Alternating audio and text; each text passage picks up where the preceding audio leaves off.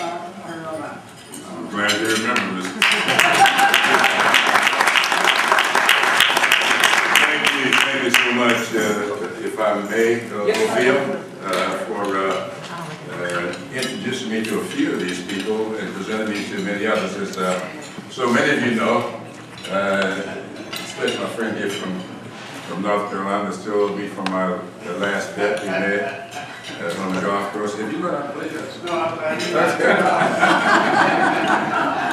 Let me thank my colleagues who are here for not just what they do on behalf of those issues that you hold near and dear, but all that they do helping us to create a new climate here on Capitol Hill. I think that you can feel the difference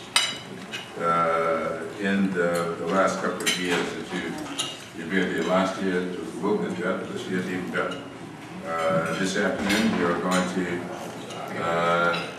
go on the budget.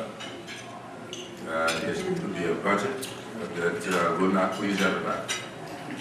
But I'll tell you this, it's a budget that is far better than that document that I won't call a budget that was sent over here by the White House. We have reordered the priorities that were laid out by the President. We have preserved and expanded the middle income tax credits and tax breaks. We are going to have a budget that's going to be paid for.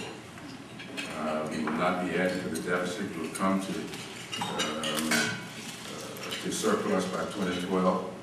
You hear a lot of discussion taking place up here about whether or not this is a tax increase.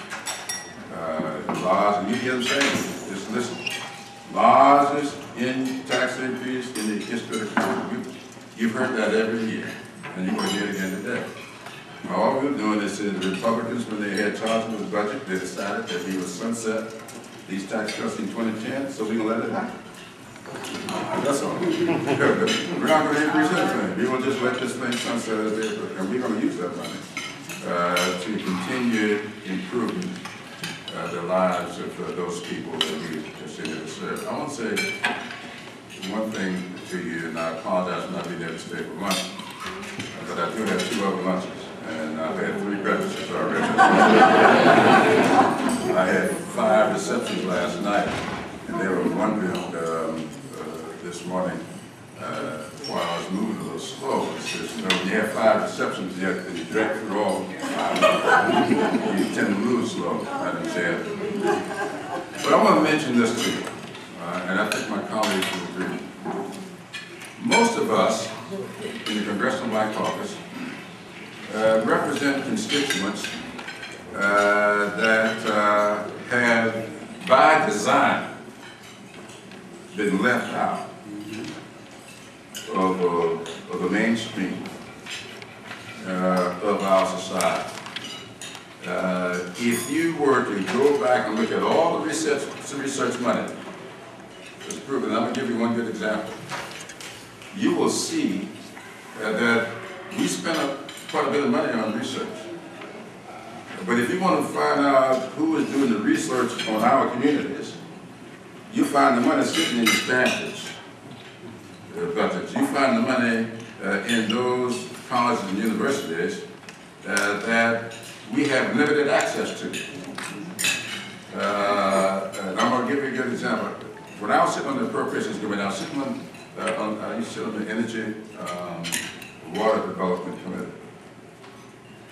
And I started going through the energy. I found that 10 years before I looked at the budget, historical black colleges and universities were getting 8.3% of all their research money. All the research money that the departments are putting out, HBCUs are getting 8.3%. That particular year, which was 4 years ago, that number had dropped to 2.8%. 2.8%. When I brought that to the attention of the secretary, and I asked him, who was Bill Richardson at the time, I asked him to, how about explain this to me? Well, he couldn't. He didn't quite understand how it happened. But I know how it happened. It happened because many graduates of HBCUs were not in the bureaucracy. The people inside the bureaucracy making the decisions as to who gets the money are graduates of these institutions. And until we get a plethora of HBCU graduates into these institutions, they aren't going to be making these decisions. That's why they're so important for Ed Times, for Carolyn G. Steele-Patton. In fact, I just finished talking about her with the Urban League folks.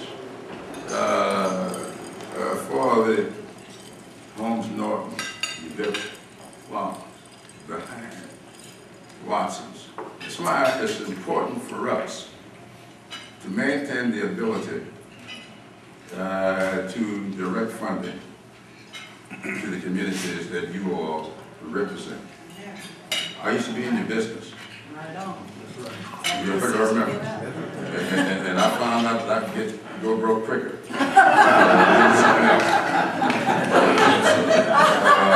And so I know how tough it is for you to carry out to do this responsibility. I know how tough it is for you to make a profit. And I know what you have to do to maintain viability in the communities that you serve. And if we continue to allow this climate to exist as up here, to get rid of earmarking, to get rid of the ability to respond to your constituents, you're going to find all of the funding decisions up here being made by those people who have buried themselves in the bureaucracy, and many of them will not look like us. And so I want to thank you for all that you do to keep your readers informed. I want you to really begin to take a hard look at what is going on here, what climate is attempting to be created for 12 years. For 12 years, the Democrats were out of power. We saw earmarking go. I mean, it went up 400%. And nobody had any problem with earmarking for 12 years. All of a sudden, last year, people started having a problem with earmarking. Simply because they weren't doing the earmarking. So that's all this is about. And so I want you all to really start looking behind some of these discussions. And I want to thank you so much for allowing me to be here. But I have an even more pleasant responsibility to you today, and that is to introduce and present one of the best friends I have. You know, up here in the Congress, we usually refer to each other as my good friend when we really don't mean it.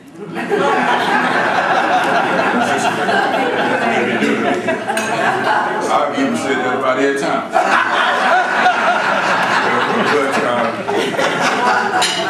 When I refer to Carolyn G. Steele-Patton as my good friend, I really do mean it. Even though she has yet to learn how to play fitness, you know. She didn't go to one of our schools. But she is chair of the Congressional Black Caucus.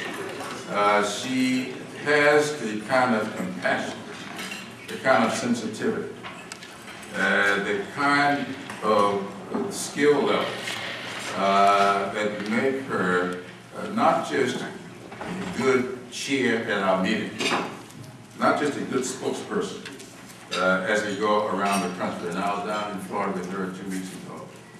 But also, she understands legislating, she understands rulemaking, she understands this process up here. She's one of the best appropriators that I've ever had the ability to work with. So I'm telling you all that so that if you really want to know how this thing works,